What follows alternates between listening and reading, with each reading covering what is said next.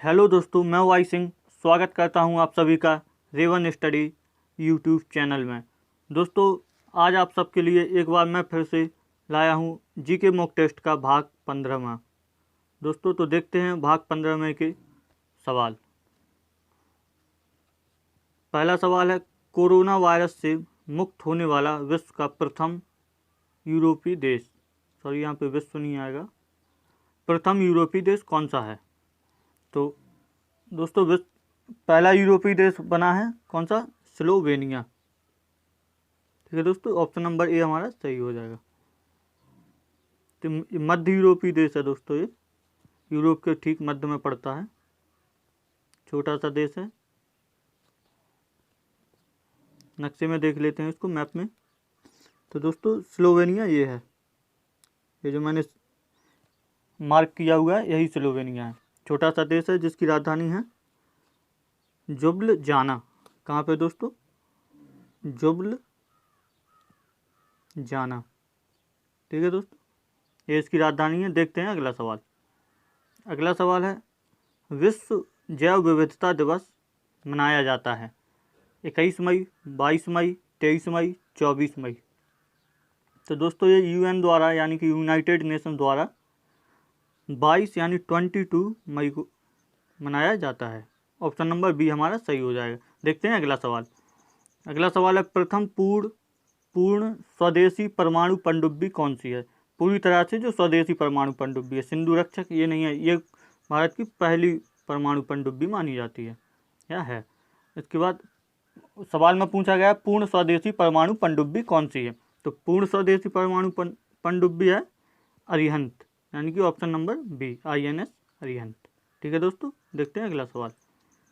अगला सवाल है, भारतीय संविधान में समवर्ती सूची किस संविधान से ली गई है?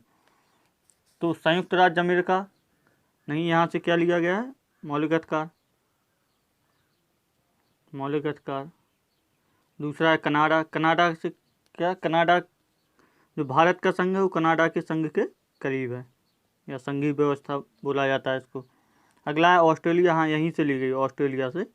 ऑस्ट्रेलिया से इसके अलावा क्या लिया हुआ है? प्रस्तावना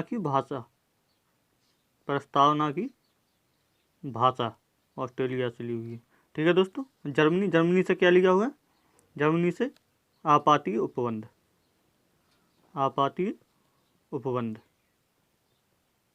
ठीक है दोस्तों, तो ऑप्शन नंबर सी हमारा सही हो जाएगा। देखते हैं अगला सवाल। अगला सवाल है, फसल बहुत ज़्यादा जमा होने पर उसके भंडार को क्या कहते हैं? तो फसल के ज़्यादा भंडार को क्या कहते हैं? अनाज भंडार। ये तो बिल्कुल आसान सा सवाल है दोस्तों, ऑप्शन नंबर डी हमारा सही हो जाएगा। देखते हैं अगला सवाल। अगला सवाल है, निम्नलिखित में से जैन धर्म का त्रिरत्न नहीं है। तो दोस्तों, जैन धर्म के त्रिरत्न या तीन रत्न कौन से हैं? सम्यक ज्ञान, सम्यक दर्शन, सम्यक का मतलब अर्थ होता है सही, और सम्यक आचरण मतलब अच्छा व्यवहार या सही व्यवहार। ठीक है दोस्तों, तो ये तीन त्रिरत्न हैं जैन धर्म के माने जाते हैं। तो इसमें ऑप्शन में हम देखते हैं इनमें से कौन सा नहीं है। नहीं पूछा गया है ना दोस्तों, तो देखते हैं। इसमें ज्ञान भी दिया है, दृष्टि या दर्शन दिया है, आचरण भी दिया है, तो इसमें कौन सा नहीं है? विश्वास। तो ऑप्शन नंबर ए हमारा सही हो जाएगा। देखते हैं अगला सवाल। अगला सवाल है, निम्नलिखित में से जल जनित रोग कौन सा है? तो पूछा गया है कि ये जो 4 रोग दिए हैं, मधुमेह, हैजा, चेचक और मलेरिया, इनमें से कौन सा रोग जो जल के द्वारा होता है, दूषित जल से होता है? तो हेपेटाइटिस, टाइफाइड, आंत के रोग और हैजा वगैरह किससे होते हैं दोस्तों? ये जल जनित रोग हैं, यानी कि जल से होते हैं, दूषित जल से। तो ऑप्शन नंबर बी हमारा कौन सा हो जाएगा? हैजा के अलावा में दोस्तों मैंने क्या बोला? हेपेटाइटिस A, B, टाइफाइड और आंत के रोग दूषित जल से होते हैं। तो ऑप्शन नंबर बी हमारा सही हो जाएगा। देखते हैं अगला सवाल। अगला सवाल है, हाल ही में रेमन मैग्सेसे पुरस्कार किस भारतीय को प्रदान किया गया है? तो ऑप्शन देख लेते हैं। अरविंद केजरीवाल, रवीश कुमार, अन्ना हजारे, अर्णव गोस्वामी। अच्छा, थोड़ा सा समझ लेते हैं रेमन मैग्सेसे पुरस्कार के बारे में। रेमन मैग्सेसे पुरस्कार कहाँ पे दिए जाते हैं, कौन सी सरकार देती है? फिलीपींस की। रेमन मैग्सेसे पुरस्कार को और क्या बोलते हैं? एशिया का नोबेल।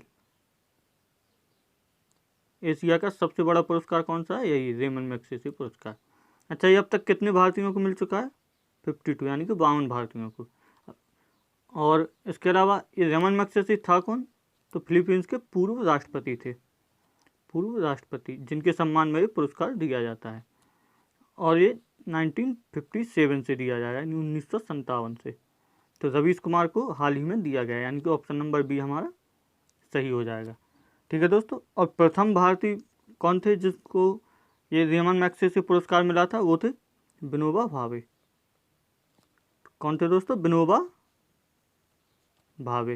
ये पहले भारतीय थे जिनको ये रेमन मैगसेसे पुरस्कार मिला था। और ये कब मिला था इनको? 1958 में। ठीक है दोस्तों, तो ऑप्शन नंबर बी हमारा सही हो जाएगा। देखते हैं अगला सवाल। ये रवीश कुमार हैं, एनडीटीवी के न्यूज एंकर हैं, और इनको किसके लिए मिला है? प्राइम टाइम इनका शो आता है, प्राइम टाइम, काफ़ी अच्छा शो आता है। 9 PM 9 बजे रात को भी इनका भी शो आता है। जैसा मेरा वीडियो आता है 9 बजे रात को, ऐसे इनका शो आता है 9 बजे रात को। इनका आता है Monday to Friday, Monday to Friday आता है इनका शो। काफ़ी अच्छा शो आता है इनका प्राइम टाइम, काफ़ी अच्छी चीज़ें बेबाकी से बताते हैं। तो देख भी लिया करो इनका शो एनडीटीवी पे रात के 9 बजे। ठीक है दोस्तों, कौन है ये? रवीश कुमार। देखते हैं अगला सवाल। अगला सवाल है वन आच्छादन के कम होने का कारण है। वन आच्छादन के कम होने का कारण क्या है दोस्तों? कृषि इतना ज़्यादा नहीं है पूछा गया। इनमें से निर्माण उद्योग, बढ़ती हुई आबादी। सबसे ज़्यादा समस्या कहाँ से होती है? बढ़ती हुई आबादी से। तो ऑप्शन नंबर सी हमारा सही हो जाएगा। जब आबादी बढ़ेगी तो बाकी ये सब चीज़ें भी बढ़ने लगेंगी। कृषि के लिए भी भूमि की ज़्यादा आवश्यकता होगी, निर्माण उद्योग भी ज़्यादा फैलेंगे जब जनसंख्या बढ़ेगी। तो दोस्तों ऑप्शन नंबर सी हमारा सही है। देखते हैं अगला सवाल। अगला सवाल है किस विटामिन की कमी होने पर पर्णनाशी रक्तताल्पता हो जाती है? रक्त की कमी कहाँ से होती है दोस्तों? मतलब कौन से विटामिन कमी से? Vitamin B6। Option number C हमारा सही हो जाएगा। देखते हैं अगला सवाल। अगला सवाल क्या है दोस्तों? 19वीं शताब्दी के अंत में कौन सा देश सबसे बड़ी औपनिवेशिक शक्ति के रूप में उभरा? ठीक है दोस्तों, तो ऑप्शन देख लेते हैं। France, Spain, Germany, Britain. तो दोस्तों हर कोई जानता है कि सबसे ज़्यादा साम्राज्यवादी नीति किसने अपनाई थी, या सबसे ज़्यादा साम्राज्य किसने उपनिवेश के रूप में उपयोग किया था? तो दोस्तों वो था ब्रिटेन। ठीक है दोस्तों, ब्रिटेन ने इस समय तक लगभग दुनिया का 70% भूभाग पर कब्जा कर लिया था। और क्या बोला जाता था ब्रिटेन के बारे में? कि ब्रिटेन का सूर्यास्त नहीं होता, यानी कि ब्रिटेन की रात नहीं होती है। यहाँ पर ब्रिटेन के लिए हमेशा दिन ही होता है। तो ऑप्शन नंबर डी हमारा सही हो जाएगा। देखते हैं अगला सवाल। अगला सवाल निम्नलिखित में से वर्ल्ड वाइड वेब का आविष्कार करता माना जाता है? ठीक है दोस्तों, तो WW जी, ठीक है दोस्तों, तो इसका हो जाता है टिम बर्नर्स ली। ये ब्रिटेन के हैं, टिम बर्नर्स ली, यानी कि ऑप्शन नंबर सी। ये काफ़ी परीक्षा में पूछा हुआ सवाल है दोस्तों, इसको याद रखना। देखते हैं अगला सवाल। लोकसभा और राज्यसभा की संयुक्त बैठक की अध्यक्षता कौन करता है? तो लोकसभा राज्यसभा की संयुक्त बैठक आर्टिकल यानी कि अनुच्छेद 108 मतलब 108 के तहत की जाती है, जिसकी अध्यक्षता कौन करता है? लोकसभा का अध्यक्ष या स्पीकर। ठीक है दोस्तों। अच्छा, ये होती क्यों? ये इसलिए होती है कि अगर दोनों सदनों में गतिरोध पैदा हो रहा है या गतिरोध उत्पन्न हो रहा है, तो उसको दूर करने के लिए अनुच्छेद 108 के तहत संसद के दोनों सदनों की संयुक्त बैठक की व्यवस्था की गई है, जिसकी अध्यक्षता लोकसभा का अध्यक्ष करता है। ठीक है, तो दोस्तों ऑप्शन नंबर सी हमारा सही हो जाएगा।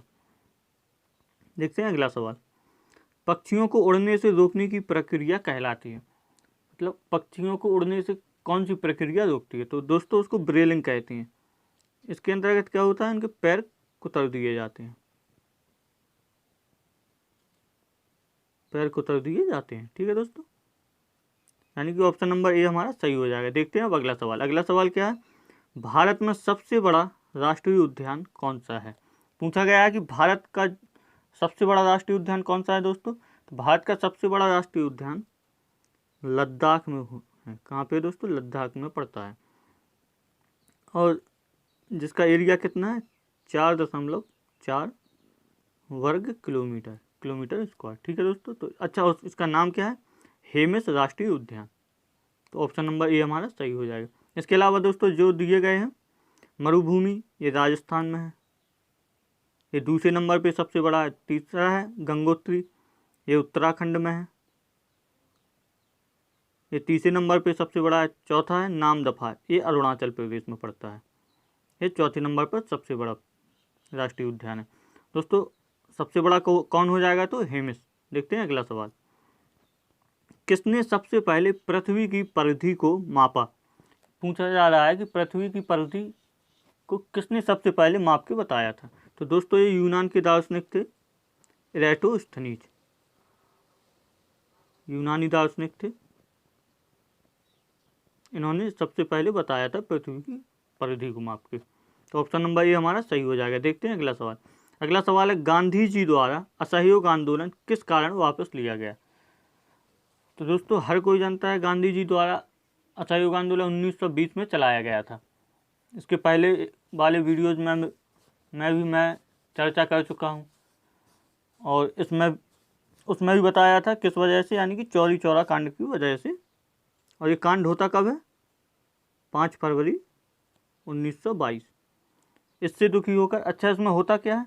इसमें होता है कि जो ब्रिटिश या अंग्रेज़ों का थाना होता है या चौकी, उसमें आग लगा देते हैं भारत के कुछ क्रांतिकारी, आग लगा देते। तो जिससे होता क्या है कि उसमें 22 पुलिस वाले जिंदा जल के मरे जाते हैं, जिससे दुखी होकर महात्मा गांधी इस आंदोलन यानी कि असहयोग आंदोलन को वापस ले लेते हैं। ठीक है, ऑप्शन नंबर ए हमारा सही हो जाएगा। अगला सवाल, आत्मनिर्भरता किसका मुख्य उद्देश्य था? आत्मनिर्भरता दोस्तों 1969 यानी कि 1969 से 1974 तक चली चौथी पंचवर्षीय योजना का मुख्य उद्देश्य था। ये किसके समय में आई थी? ये आई थी, यानी कि इस समय कौन प्रधानमंत्री था भारत का? इंदिरा गांधी। ठीक है दोस्तों, ऑप्शन नंबर ए हमारा सही हो जाएगा। देखते हैं अगला सवाल। अगला सवाल दिया हुआ है कि जिला न्यायाधीश किसके नियंत्रण के अधीन होता है? तो दोस्तों जिला न्यायाधीश उस राज्य के, मतलब जिस राज्य का वो जिला है, उस राज्य के हाई कोर्ट के अधीन होता है। ठीक है दोस्तों, तो इसका उत्तर क्या हो जाएगा? ऑप्शन नंबर बी, उच्च न्यायालय, यानी कि ऑप्शन नंबर बी हमारा सही हो जाएगा। देख, अभी तक आज के सवाल यहीं पे समाप्त होते हैं दोस्तों। अब देखते हैं कल का जवाब क्या था।